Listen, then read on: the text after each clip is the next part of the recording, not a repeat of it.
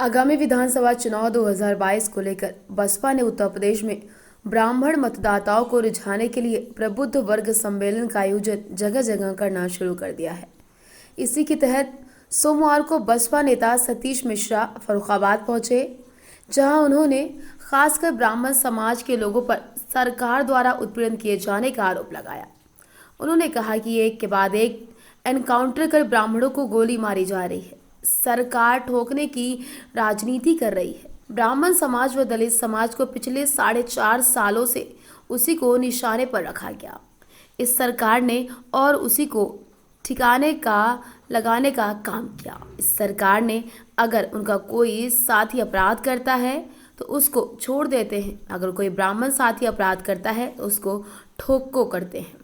ये काम उन्होंने जब से सत्ता में आए तब से शुरू कर दिया। जिस तरीके से एक के बाद एक एनकाउंटर, गोली मार देना, ब्राह्मणों को प्रताड़ित करना जारी है। उन्होंने कहा, कानपुर कांड में जो लोग शामिल थे, जिनका लेना देना भी नहीं था, जो वहां मौजूद तक नहीं थे, उनको भी ठिकाने लगाने का काम इस सरकार ने किया है। आज उत्तर प्रदेश का जो हाल है वो किसी से छुपा हुआ नहीं है।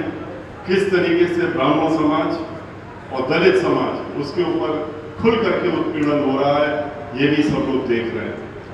आज ब्राह्मण समाज हो या दलित समाज हो, पिछले 4.5 वर्षों से उसी को निशाने पर रखा गया इस सरकार में और उसी को ठिकाने लगाने का भी काम किया जाता है।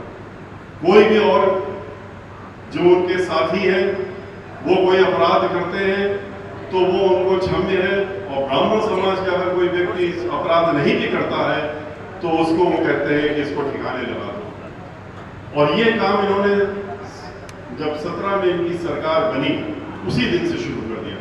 जुलाई 17 में ही इन्होंने 5 नौजवान साथी ब्राह्मण समाज के जो थे रायबरेली जिले में, उनको जिस तरीके से मौत के घाट उतारा गया था और फिर जला दिया गया, फिर उनकी झोपड़ियां भी जला दी गई, और जिस तरीके से इनके कमीना मंत्री ने जोर से घोषणा की और मीडिया में बोले कि ये सरकार की पीठ थपथपाने लायक है कि ऐसे दुर्दांत अपराधी जो ब्राह्मण समाज के हैं उनको ठिकाने लगा दिया गया, ये अच्छा काम हुआ। इस तरह की सोच कर रखने वाली सरकार जब आगे शुरुआत से ऐसे करेगी तो आगे क्या करेगी, ये तो आपके सामने।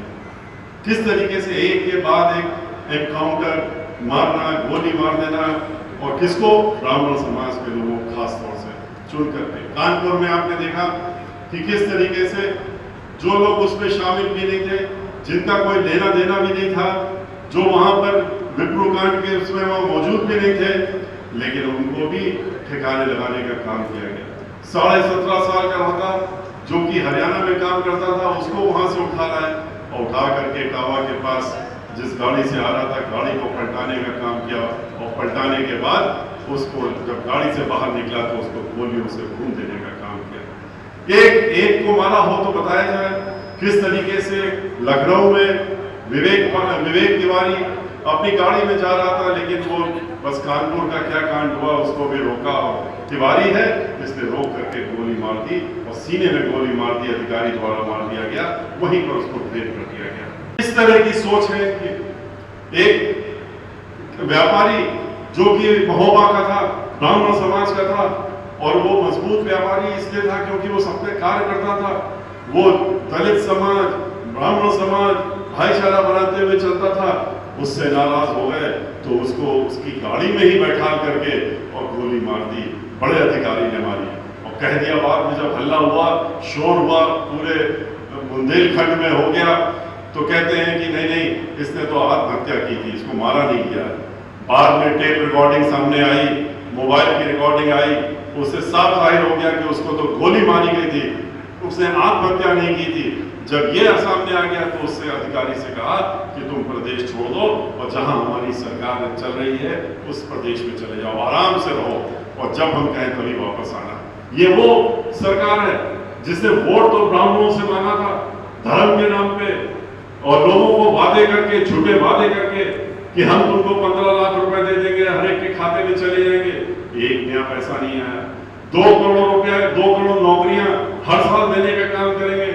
2 करोड़ नौकरियां लेने का काम हर साल किया, देने का काम तो नहीं किया, क्योंकि जहां जहां नौकरियां होती हैं, जितने भी सार्वजनिक उपक्रम हैं, चाहे वो तेल कंपनियां हो, चाहे रेलवे हो, चाहे एयरवेज हो, चाहे एयर इंडिया हो, और जहां भी हो, उसको उन्होंने कुछ चुनिंदा उनके जो उद्योगपति हैं जिनसे पैसा लेते हैं सरकार चलाने के लिए, इलेक्शन लड़ने के लिए, उनके हाथों में बेचने का काम कर दिया।